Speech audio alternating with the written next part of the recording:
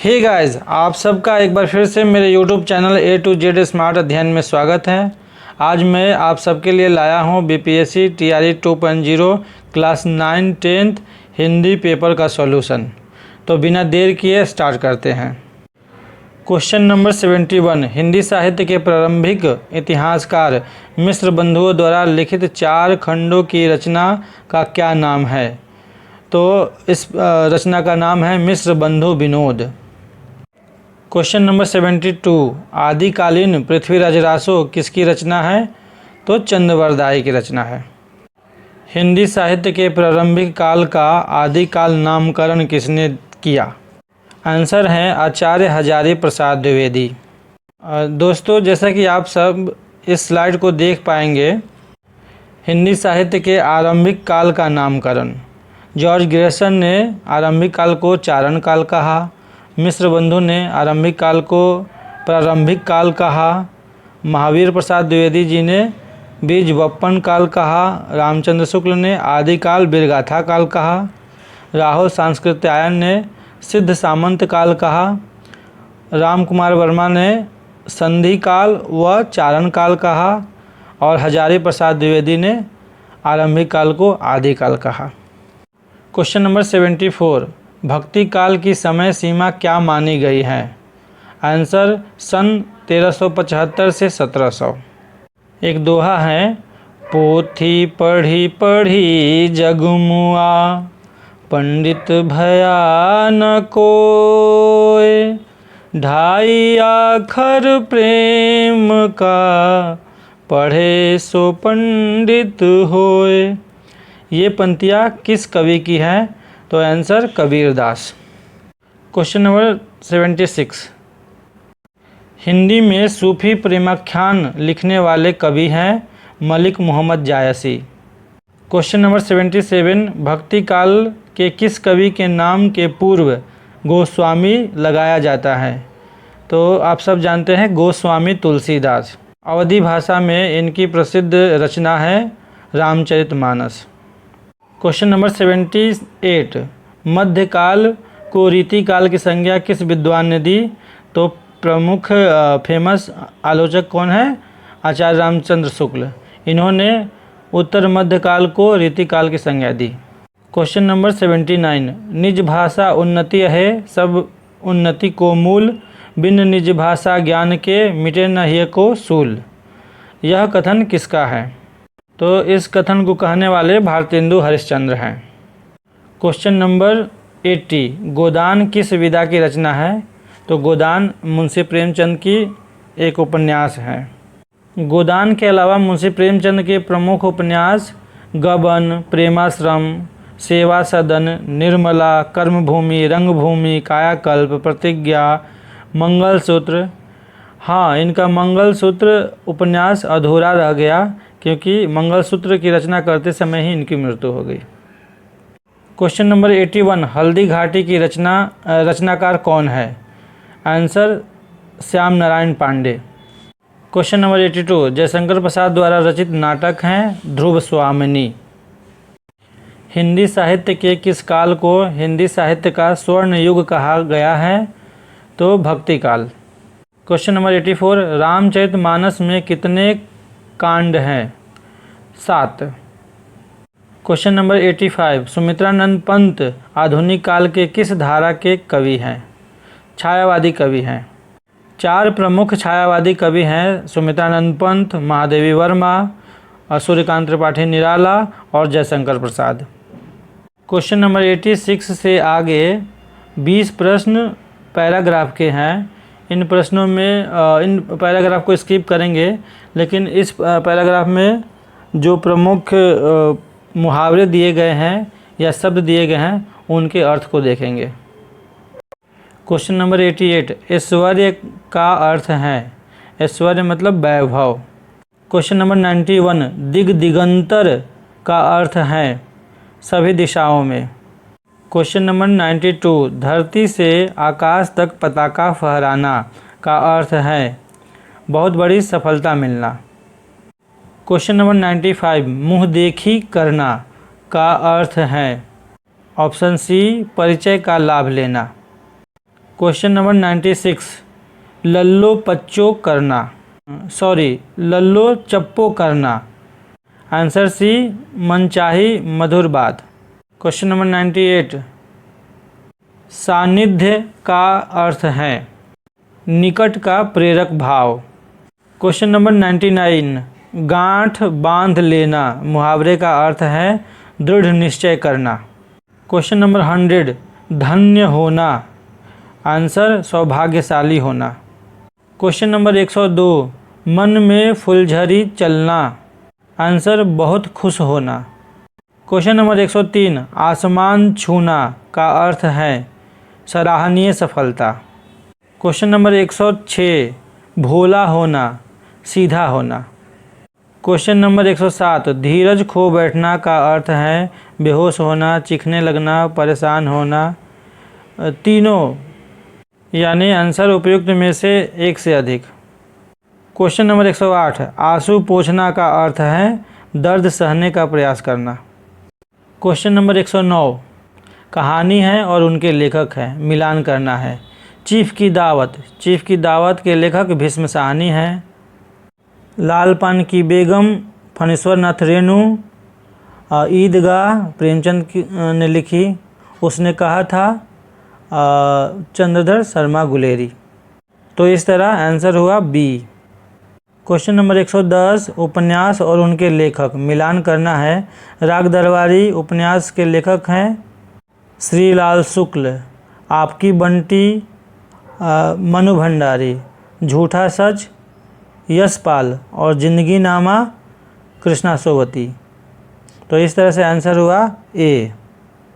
Question 111, Ganesh में कौन सी संधि है? स्वर संधि, गण धन ईस, गणेश। क्वेश्चन नंबर 112, पराधीन का संधि विच्छेद करें तो पर धन अधीन, ऑप्शन नंबर सी।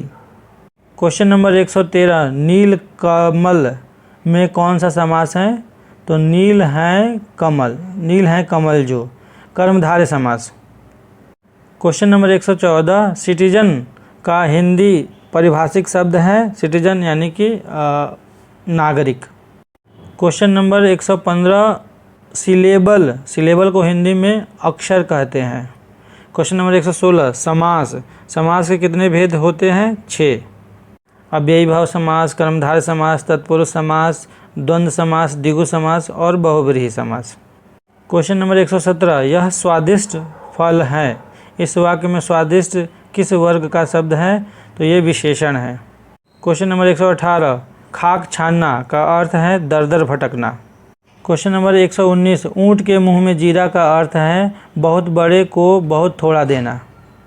क्वेश्चन 120, रिक्त स्थान को भरना है। वह प्रतिदिन डैश भ्रमण के लिए निकलता है। तो वह प्रतिदिन संध्याकालीन भ्रमण के लिए निकलता है। क्वेश्चन नंबर 121, वाक्य के प्रारंभ में जैसे और मध्य में वैसे का प्रयोग होने पर किस प्रकार के वाक्य की रचना होती है? आंसर मिश्र वाक्य। एक उदाहरण के तौर पर ले सकते हैं कि जैसे ही राम आता है वैसे ही मोहन जाता है। क्वेश्चन नंबर 122, मारा गया है वह, शुद्ध कीजिए। तो इस वाक्य का शुद्ध रूप है ऑप्शन सी, हाय वह मारा गया। क्वेश्चन नंबर 123, आज रविवार का दिन है। इस वाक्य को शुद्ध करना है। तो आंसर आज रविवार है, क्योंकि वार मतलब दिन, तो 2 बार एक ही तरह के शब्द नहीं यूज करेंगे। आज रविवार है। क्वेश्चन नंबर 124, संख्या में बस 11 बच्चे दौड़ रहे हैं। इस वाक्य में कौन सा पदबंध है? तो यहाँ संज्ञा पदबंध है, क्योंकि 11 बच्चे की बात हो रही है। क्वेश्चन नंबर 125, वह घायल शेर की तरह दहाड़ता गया। इस वाक्य में क्रिया विशेषण पदबंध है, क्योंकि वह काम के करने का तरीका शो किया गया है। घायल शेर की तरह दहाड़ना। क्वेश्चन नंबर 126, वाच्य के कितने भेद हैं? तो वाच्य के 3 भेद होते हैं, कृतवाच्य, कर्मवाच्य और भाववाच्य। कृतवाच्य में कर्ता प्रधान होता है, कर्मवाच्य में कर्म प्रधान होता है और भाववाच्य में भाव प्रधान होता है। क्वेश्चन नंबर 127, मुझसे भागा नहीं जाता। यहाँ भाववाच्य है, मुझसे भागा नहीं जाता, मुझसे चला नहीं जाता, मुझसे हंसा नहीं जाता। इस तरह के वाक्य भाववाच्य के उदाहरण हैं। गाइस मैं आप सबको एक बात बता दूं कि मैंने देखा जो पेपर, तो मुझे यही अनुभव प्राप्त हुआ कि यहाँ हर टॉपिक को उठाया जा रहा और उस टॉपिक से 2-3 लगातार क्वेश्चन किए जा रहे हैं। तो आपकी भी तैयारी इसी तरह की होनी चाहिए। क्वेश्चन नंबर 128, अज्ञार्थक वाक्य के आधार पर वर्गीकरण का नाम है। देखिए, अर्थ के आधार पर वाक्य के 8 भेद हैं। अज्ञार्थक, विधि, निषेध, प्रश्न, ऐसे। अज्ञार्थक वाक्य भी एक अर्थ के आधार पर भेद के अंतर्गत आता है। संरचना आधार पर वाक्य के कितने भेद किए गए हैं? तो संरचना के आधार पर वाक्य के 3 भेद होते हैं, सरल वाक्य, संयुक्त वाक्य और मिश्र वाक्य। क्वेश्चन नंबर 130, शुद्ध शब्द का चयन कीजिए। ऑप्शन नंबर सी, कंप्यूटर शुद्ध है। क्वेश्चन नंबर 131, अबला जीवन है तुम्हारी यही कहानी, आंचल में है दूध और आँखों में पानी। इसमें कौन सी व्यंजना है? इसमें आर्थी व्यंजना है। क्वेश्चन नंबर 132, अलंकार शब्द में अलम का क्या अर्थ है?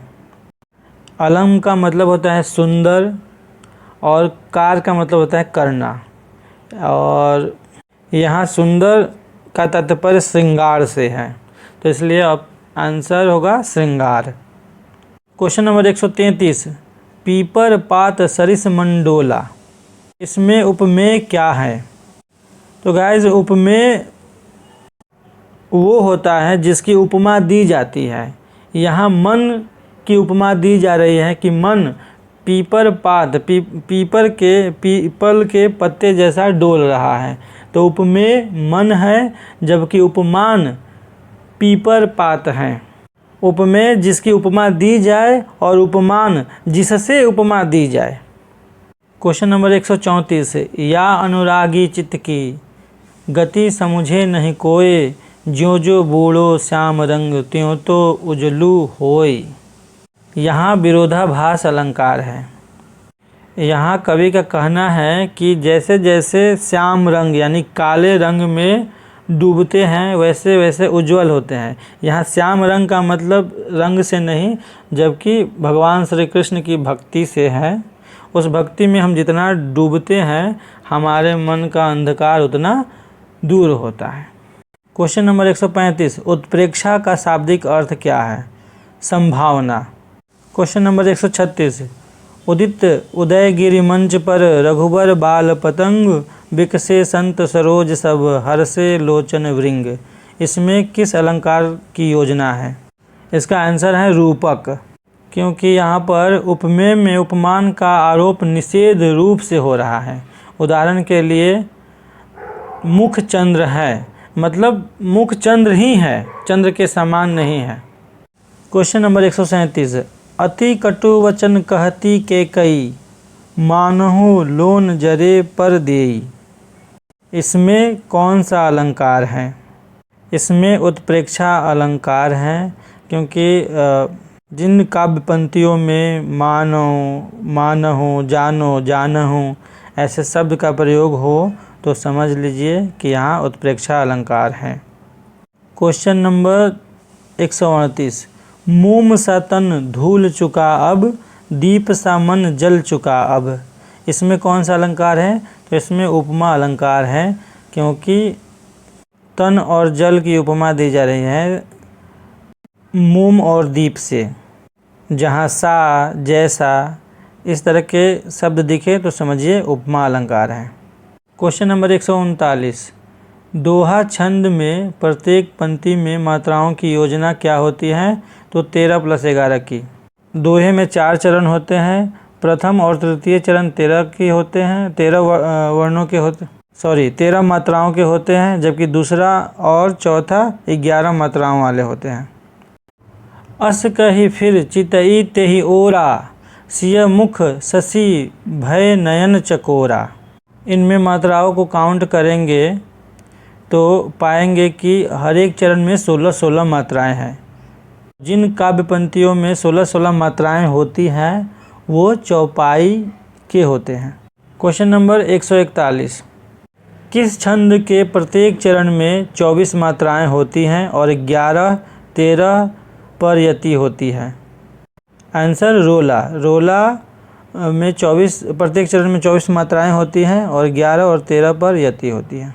क्वेश्चन नंबर 142, छंद गणना में मात्रा के कितने भेद हैं? तो 2 भेद हैं, लघु और गुरु। क्वेश्चन नंबर 143, सामान्य रूप से काव्य गुण के कितने भेद हैं?